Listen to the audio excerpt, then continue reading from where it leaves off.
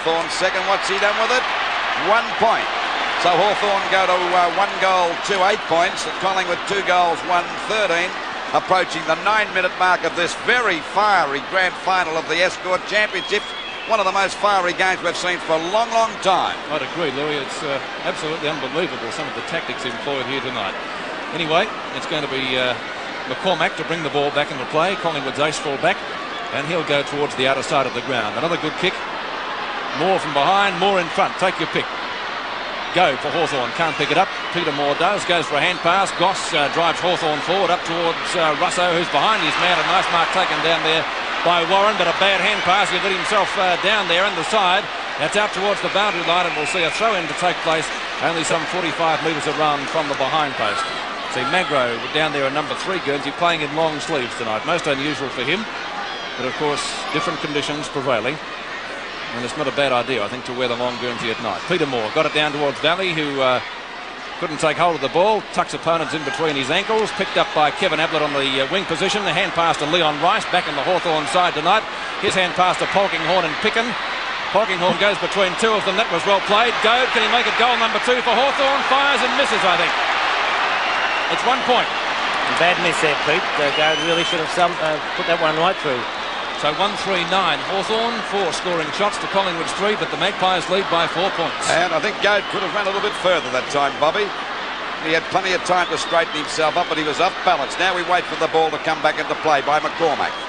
Back to centre half back. The 2 Moores together. Peter Moore got his hands to it. Kicked away that time by Valley. Back towards the centre of the ground. Umpire call play on as a hand pass. Comes out now as Byrne drives the ball down towards that forward line. Going after his DeWall. Austin's there. He can't pick it up. Moore and DeWall there with him. And the umpire's found a free kick. It'll go to Hawthorn. And DeWall to take the free kick a little short of centre half back. Boots the ball back out towards the wing position. A chance now for Goad to give it over here to Ablett. Ablett goes for pass. Oh, and a good mark there to Warren. Warren of Collingwood taking that mark at half back, and I think this boy's playing his first game for the Magpies. That's right, Louis. Comes from Casterton. Ball back now, and a chance for Collingwood to mark, and they do, and the Betts gets the mark. Oh, he put Carlson under pressure. Umpire said dropping the ball against Carlson, no doubt about that. And the free kick there to go to Hawthorn. And it'll be DP Domenico. Domenico drives the ball back out towards the wing. Punched away by Peter Moore of Collingwood. Warren trying to get out. Ball very slippery at the moment. The umpire will ball it up towards Hawthorn's half-forward line. Collingwood 2 goals, 1-13 to Hawthorn 1-3-9. 11 and a half minutes gone of this first quarter of the grand final of the Escort Championship. Coming to you live through Channel 7. Very crowded bounce down there. We might even have another one here. Banks couldn't get it out. Got grabbed a little bit too high. And he'll take the free kick for the Magpies just to break the pack up a little bit, I think. Banks, centre wing, a little bit short of it actually. Goes for a pass in towards the centre. Terry Moore in front. The ball knocked away by Betts. Tuck couldn't handle it. Shaw taps it out. Free kick to Collingwood. And the Collingwood skipper will take the free kick at right half forward. He's gone for a pass deep in towards the pocket. Lead coming down there and should be marked by Byrne. Byrne some 40 metres out from goal, certainly within scoring distance, and the chance to bring up Collingwood's 3rd goal. They lead 2-1 to 1-3. And Don Scott having his number taken, it would seem, by at least 2 umpires. Byrne's kick in towards the 10-metre square. It's not a bad kick. Austin's up high. Knocked away by Terry Moore for Hawthorn. And we'll see it thrown back into play in the Collingwood forward pocket, only a couple of metres from the behind post. Austin in front. Behind is Tuck. Polkinghorn misses. Hand pass is effective. Ablett.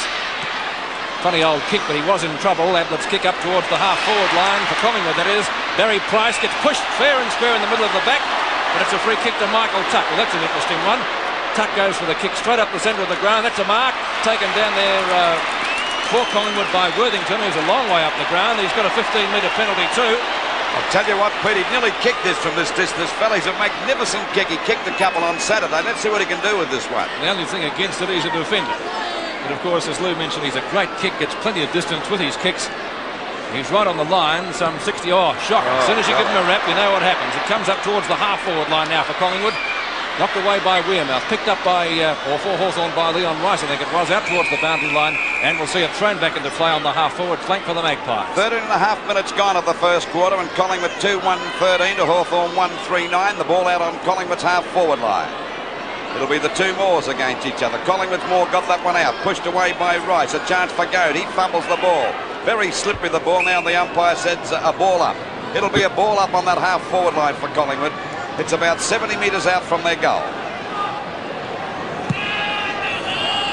Terry Moore got that from Hawthorn. A good knockout. Out it goes to Goad. He's doing all right too. There's a bad kick by Goad. Over the head of the pack. A chance now for Wilkinson to give it over to Henry. He's grabbed. He's got the ball away over to Goss. Hung on to it a bit long, but Goss got a chance to give a hand pass to Eade, and Hawthorn looking better as the ball goes up towards their half-forward line. And a darn good mark that time. A beautiful mark. And, of course, there's a chance for them to score. Beautiful mark by Henry. John Henry only about, let's see, no more than 20 metres out from goal. And a chance to put them in front now. Thought they'd be a better Hawthorn side than last Saturday. Here we go now. The shot. Put that through, I would say, yes, for full points. Well, they're looking better now, Hawthorn. They're tackling a lot harder, a lot more confident, Bob. Well, I really felt, as I said before the game, Lou, that Hawthorn, regardless of how well Collingwood played, just couldn't go as badly again as they did on Saturday. And, you know, Henry was one of the Hawthorn players that really put in Saturday. He was consistently getting kicks, although Andrew Ireland as well was a good player.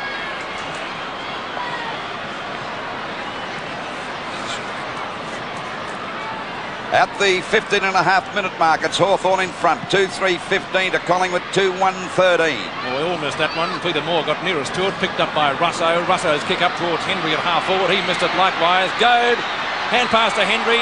Henry on his left foot, which was his correct kicking foot, has a snapshot for goal, but McCormack, as usual, safe in defence, takes the mark in front of Wilkinson.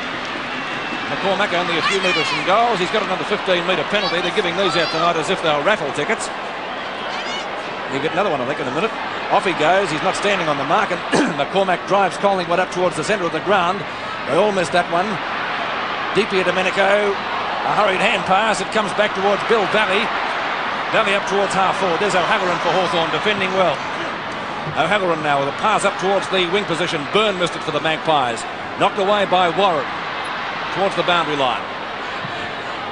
Very close, and that's off the hands of Leon Rice, and we'll see a boundary throw in to take place right on the centre wing position, with Collingwood trailing 2-1 to Hawthorn 2-3. We await the throw in. It's Moore and Scott. No love lost between these two, if you saw about the second bounce of the evening. Russo gets pushed in the back and will get the free kick. Well, holding the man, says the umpire. It doesn't really matter that much. He's still got it. What's happening here? Another 15-metre penalty. Not to know how many we've had tonight. That's about the 7th or 8th. And that's only the first quarter, 15 minutes gone.